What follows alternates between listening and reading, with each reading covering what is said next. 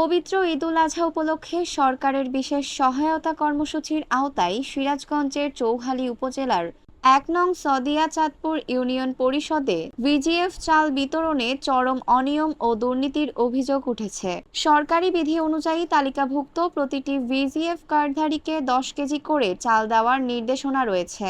অথচ স্থানীয় সূত্রে জানা যায় ২৫৪০ জন উপকারভোগীর তালিকা থাকলেও বাস্তবে বিতরণকালে প্রায় ৫০০ থেকে ৬০০ জনকে চাল দেওয়া হয়েছে। বাকি প্রায় ২০০০ জনের চাল কখন দেওয়া হবে বা কতদিনে দেওয়া হবে সে প্রশ্নের সদুত্তর মেলেনি। সরেজমিনে গিয়ে দেখা যায় বিকেল ৩টার দিকে ইউনিয়ন পরিষদ কার্যালয়ে গিয়ে মাত্র অল্প সংখ্যক লোকজনকে লাইনে দাঁড়িয়ে থাকতে দেখা যায়। স্থানীয় বাসিন্দাদের অভিযোগ, একাধিক ব্যক্তি একাধিক কার্ডের চাল একাই তুলে নিয়েছেন। কোথাও কোথাও প্রকৃত কার্ডধারীর অনুপস্থিতিতে অন্যের টিপসই সহ চাল বিতরণের অভিযোগও পাওয়া গেছে।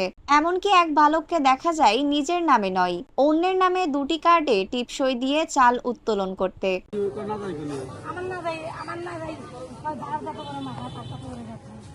ভাইয়া দাঁড়াও, তোমার নাম কি?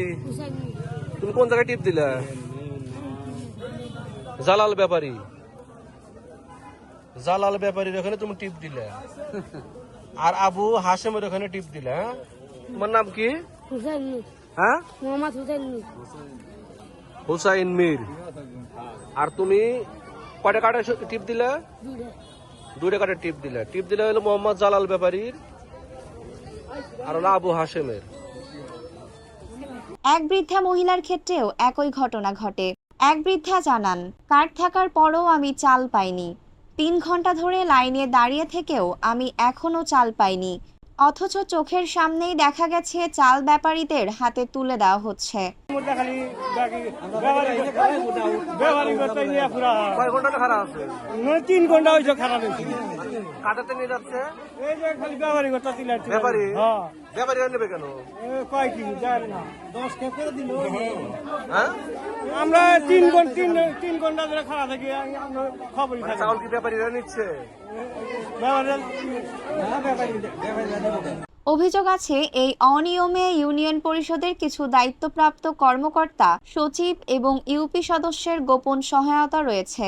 সরাসরি বিতরণের কিছুক্ষণের মধ্যেই পরিষদ কার্যালয়ের পাশেই সরকারি চাল বিক্রি হতে দেখা যায়, যা সরকারি নিয়ম অনুযায়ী সম্পূর্ণ বেআইনি। ঘটনার বিষয়ে সাংবাদিকরা পরিষদের প্রশাসকের মন্তব্য জানতে চাইলে তিনি কোনো প্রতিক্রিয়া জানাননি। কয় কেজি করে দেয়? আপনি 3 জনের নিচ্ছেন কেন? 3 জনের কার্ড কই পেলেন আপনি?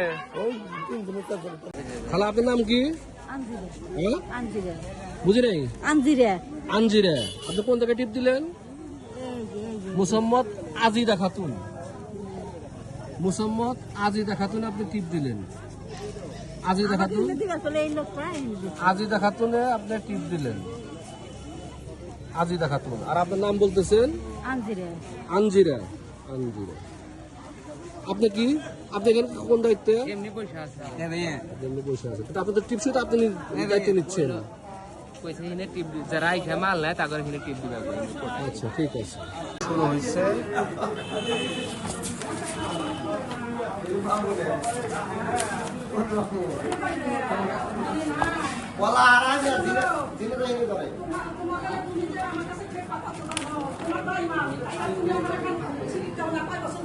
$536 পর্যন্ত টিপসই আছে, বাকিগুলো সব ফাঁকা।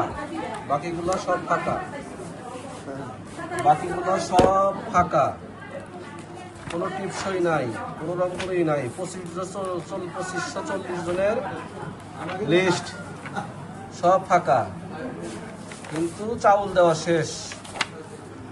সব ফাঁকা। এখানে কিসের বস্তা হয়? কিসের বস্তা? বলেন। কিসের বস্তা হয়? কোন ব্যাপারের লোক আপনি? আমি কোনো ব্যাপারী লোক না। বানলেন তো দেখলাম আমি। বানছি আমি কথা কথা কোন ব্যাপারের লোক আপনি? ব্যাপারী লোক না, ব্যাপারী লোক না, তো বস্তা কেন? এখানে তো বস্তা কেন বলতে পারবো না। মাল কিনে কেটা টাকা মাল কিনে কেটা জানেন না আপনি জানেন না